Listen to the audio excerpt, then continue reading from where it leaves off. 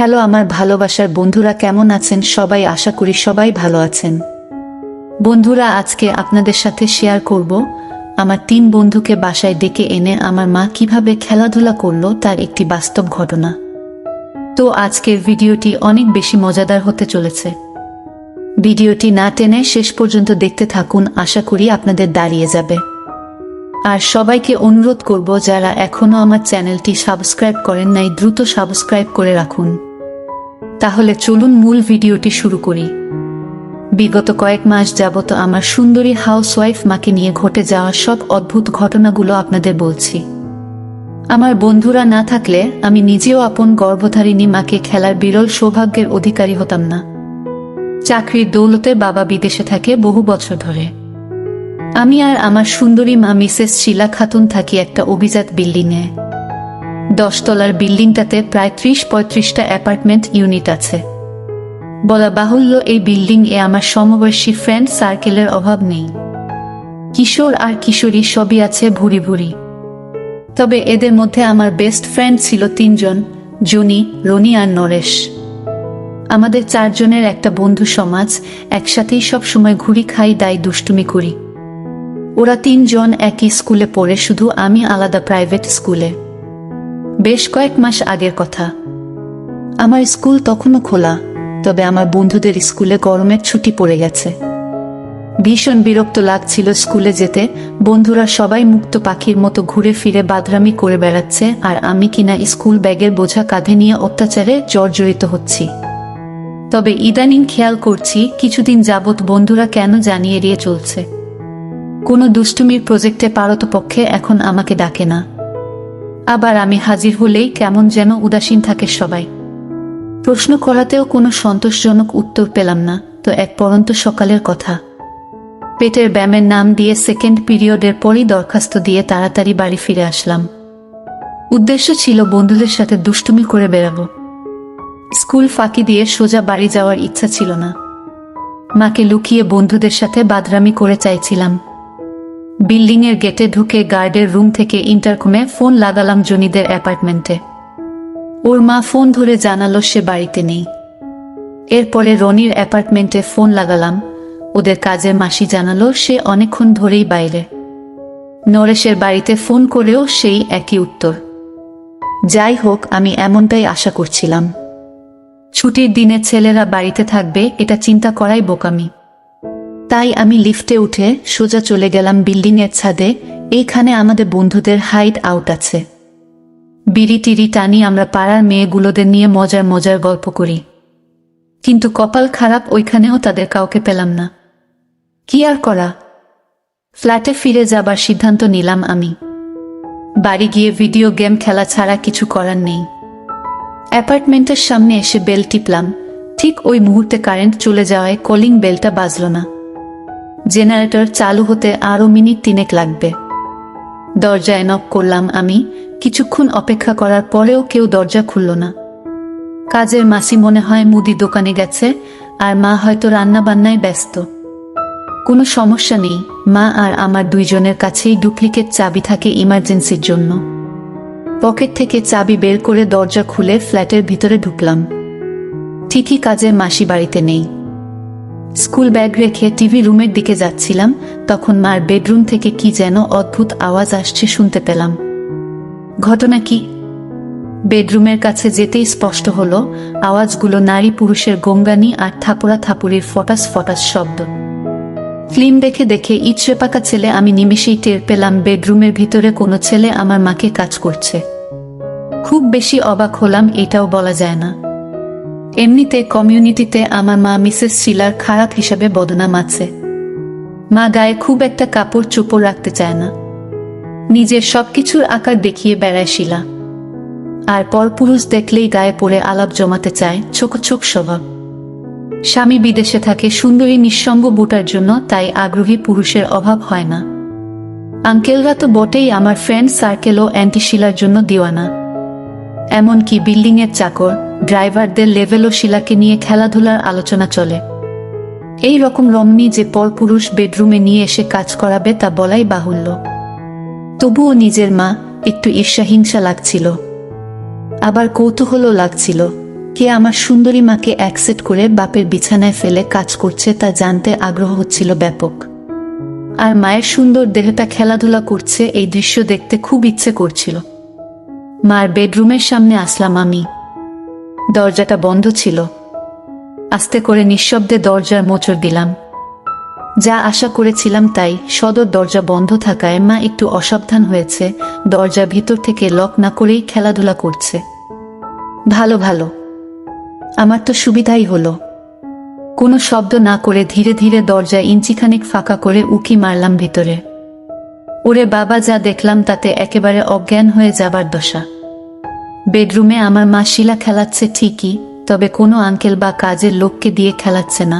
বিছানায় ওর সাথে কাজের পার্টনার হলো আমার 3 প্রাণের দোস্ত রনি, জনি আর নরেশ। 3 জন একত্রে মিলে আমার মা শিলাকে জাপটে ধরে কাজ করেছে। বিছানার উপর 4 হাত পায়ে হামাগুড়ি দিয়ে আছে আমার মা শিলা খাতুন। ওর সামনে হাঁটু গেড়ে বসে মায়ের মুখে কলা নামিয়ে মাকে দিয়ে কলা খাওয়াচ্ছে জনি।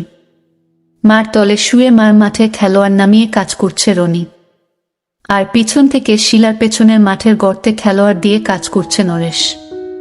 শুধু যে আমার বেস্ট ফ্রেন্ডদের সাথে খেলাচ্ছে তাই না, আমার মা রাস্তার মেয়েদের মতো 3 জনকে একসাথে কাজ করাচ্ছে দেখে আক্কেল গুরুম হয়ে গেল। ইনিশিয়াল শক কেটে যাবার পরে মায়ের গঙ্গানি কানে এলো। মায়ের মাথার সামনে আটখাড়া হয়ে জনি আমার সুন্দরী মায়ের মুখটা কাজ করছে। জনির তলপেটে শিলার মাথাটা গোজা, মায়ের মুখ ভর্তি তার স্বাস্থ্যবান মহারাজটা নামানো থাকায় অস্পষ্ট শব্দ বের হচ্ছে। জনির মহারাজটা বেশ লম্বা, আমার সুন্দরী মা তার নাগরের মহারাজ খেতে খেতে নানা ধরনের শব্দ করছে। জনিও কেমন ঝাঁকি মেরে আমার মায়ের মুখে কাজ করছে। মায়ের শরীরের তলায় রনির চেহারা দেখা যাচ্ছিল না। তার মাথাটা মায়ের বিশাল 2 কমলা লেবুর মাঝখানে লুকানো। তবে তার শরীরের রং আকৃতি দেখে আমি নিশ্চিত রনি শিলার মাঠে মহারাজ নামিয়ে তল থেকে কাজ করছে। মায়ের প্রতিটা কমলা 1.5 কেজি ওজনের পেঁপেগুলো ঝুলছে। রনি 2 হাতে 2 কমলা খামছে ধরে চাপছে আর একটা কমলার বোটা মুখ দিয়ে কামড়ে খাচ্ছে। শিশুকালে শিলার ওই ভরাট কমলাগুলো খেয়ে খেয়ে বড় হয়েছি আমি, আর এখন আমার বন্ধুরা মায়ের কমলাগুলো খেয়ে মাকে কাজ করছে। শিলার কমলাগুলো খেতে খেতে রনি আমার মায়ের মাঠের গর্তে মহারাজ নামাচ্ছে আর বের করছে। তার মহারাজটা অবশ্য জনির থেকে মোটাসোটা আর স্বাস্থ্যবান। মনে হয় মা নিজেই বেছে রনির মহারাজটা মাঠে নামিয়েছে। তবে মোটা মহারাজের কথা বলতে গেলে নরেশকে বাদ দিলে ব্যাপক অন্যায় হবে। 3 জনের মধ্যে পালোয়ান নরেশের স্বাস্থ্য সবচাইতে হৃষ্টপুষ্ট। সে ওজনে যেমন মোটা, লম্বাও তেমন। আর শরীরের সাথে সামঞ্জস্য রেখে তার মহারাজটা সেই রকম দৈত্যাকার। নরেশের মহারাজ লম্বায়ও বিশাল, ঘেরে মোটায়ও ব্যাপক স্বাস্থ্যবান। ওর মহারাজটা মানুষের মহারাজ নাকি ঘোড়ার মহারাজ কে জানে। ওই দৈত্যাকার মহারাজ নামিয়ে আমার মা শিলার মাঠে কাজ করে ফাঁকা করছে আমার পালোয়ান দোস্ত নরেশ।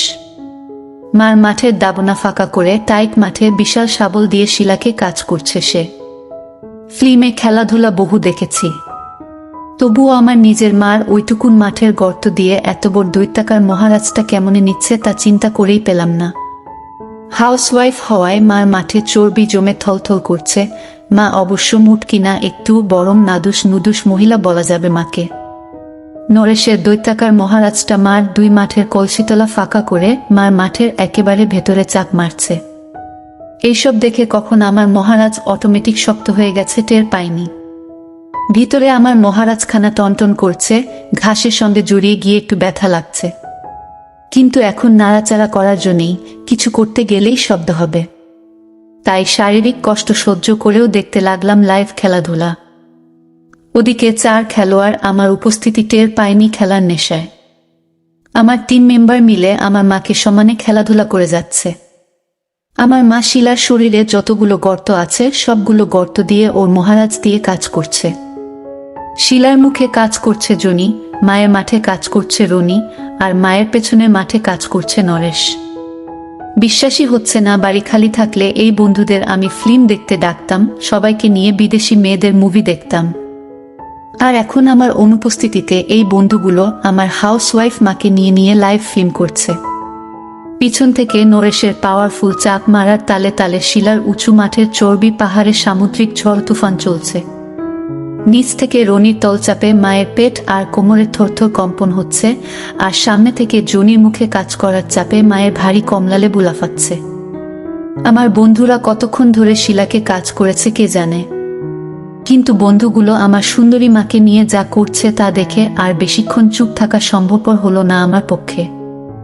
বড়জোর মিনিট 5 আপন জন্মদাত্রী অভিনীত লাইভ ফিল্ম দেখে আমি ভিতরেই মহারাজের পানি ছেড়ে দিলাম। মহারাজের পানি খালাস হতেই একটু ঠান্ডা হলাম। এইভাবে বেশিক্ষণ থাকা রিস্কি, এই ভেবে আমি আবার নিঃশব্দে দরজা টেনে বন্ধ করে দিলাম। ভিতরে তখনও সমানে কাজ করে যাচ্ছে আমার মা আর ওর কাজের সঙ্গীগুলো। শিলা তার ছেলের হাতে ধরা পড়ে গেলেও টের পায়নি। কি করব বুঝতে না পেরে আমি ফ্ল্যাটের বাইরে চলে এলাম। বের হবার আগে মেইন দরজাটা ভিতর থেকে লক করে দিয়ে গেলাম। করিডোরে বের হয়ে আমি উপরের ফ্লোরে যাবার সিঁড়ি বেয়ে ল্যান্ডিংয়ের আড়ালে গেলাম। সিঁড়ির জানলার পাশে দাঁড়িয়ে চিন্তা করতে লাগলাম কি করা যায়। বন্ধুরা, আমার একা মায়ের সাথে ফ্ল্যাটে থাকা অবস্থায় ঢোকা ঠিক হবে কিনা বুঝতে পারছিলাম না। যাই হোক, আপাতত আমার মাকে আর আমার বন্ধুদের খেলাধুলার করার সুযোগ দিলাম। সিঁড়ির ল্যান্ডিংয়ে দাঁড়িয়ে অপেক্ষা করতে লাগলাম ওরা খেলাধুলা শেষ করে বেরিয়ে যাওয়ার। আমার ধারণা ছিল ওরা এক রাউন্ড খেলাধুলা করে তারা শীঘ্রই চলে যাবে, কিন্তু সে ধারণা ভুল প্রমাণিত হলো। তারা তিনজনে আরও প্রায় 40 মিনিটের উপর আমার মাকে নিয়ে খেলাধুলা করল। এই 40 মিনিট ধরে তারা আমার মাকে নিয়ে যে কি না খেলাধুলা করেছে তা ফ্ল্যাটের বাইরে অপেক্ষা করতে করতে মাথার এন্টেনাতে ধরা পড়ল না। অবশেষে এক সময় দরজা খোলার আওয়াজ পেলাম। তাড়াতাড়ি উপরতলায় যাওয়ার সিঁড়ির ল্যান্ডিংয়ে দেওয়ালের আড়ালে লুকিয়ে পড়লাম। দেওয়ালের কোণা দিয়ে উকি মারতে দেখি আমাদের ফ্ল্যাটের সদর দরজাখানা খোলা। ভদ্র কাপড়, টি শার্ট, শর্টস পরে 3 বন্ধু হাসতে হাসতে বের হচ্ছে। ওদের পিছনে দরজা খুলে দাঁড়িয়ে আছে আমার মা শিলা খাতুন। শিলার পরনে একখানা গোলাপি কাপড়। কাপড়ের গোলা কাটা দিয়ে মার কমলার মাঝে ভাঁজটা দেখা যাচ্ছে। কাপড়ের উপর দিয়ে কমলার বোটাগুলো দেখা যাচ্ছে। এই দূর আড়াল থেকেও স্পষ্ট বুঝলাম তলায় মা কিছু পরেনি। জোয়ান খেলোয়াড়গুলোর খেলা খেয়ে গায়ে কোনো মতে কাপড় জড়িয়ে সরাসরি নাগরদের বিদায় দিতে এগিয়ে এসেছে মা। মার এক হাতে মার পার্সখানা ধরা দেখলাম। রনি, নরেশ আর জুনি করিডোরে বের হয়ে নিজেদের মধ্যে বকবক করতে করতে অপেক্ষা করতে লাগলো। আমি দেখলাম মা পার্স খুলে কি যেন খুঁজছে। একটু পরে দেখি 3টে 500 টাকার নোট বের করলো মা। আমার 3 বন্ধুর হাতে একটা করে নোট ধরিয়ে দিল। শিলার হাত থেকে টাকা নেওয়ার সময় শিলার পাপ্পা দিয়ে ধন্যবাদ জানালো আমার 3 বন্ধু।